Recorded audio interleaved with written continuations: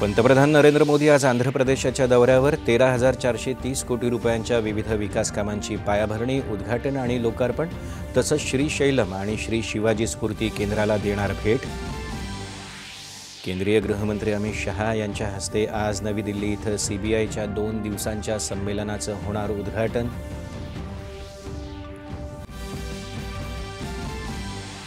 नक्षलवादाचा प्रभाव आता फक्त छत्तीसगडच्या 3 जिल्ह्यांपुरताच मर्यादित, लवकरच तोही संपेल, केंद्रीय गृह मंत्रालयाची माहिती। महाविकास आघाडी आणि मनसेच्या शिष्टमंडळानं पुन्हा काल घेतली मुख्य निवडणूक अधिकाऱ्यांची भेट। त्रुटी दूर केल्याशिवाय निवडणुका घेऊ नयेत, व्हीव्हीपॅट नसेल तर मतपत्रिकेवर निवडणूक घेण्याची मागणी।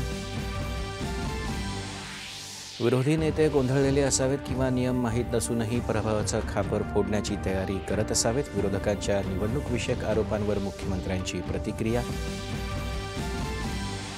स्थानिक स्वराज्य संस्थांच्या निवडणुकीत महायुतीचाच भगवा फडकेल, सातारा इथं शिवसैनिकांच्या मेळाव्यात उपमुख्यमंत्री एकनाथ शिंदे यांनी व्यक्त केला विश्वास। मुंबईसह देशातल्या 3 विद्यापीठात डॉक्टर आंबेडकर अध्यासन केंद्र सुरू करण्याबाबत केंद्रीय सामाजिक न्याय मंत्रालयाचा सामंजस्य करार।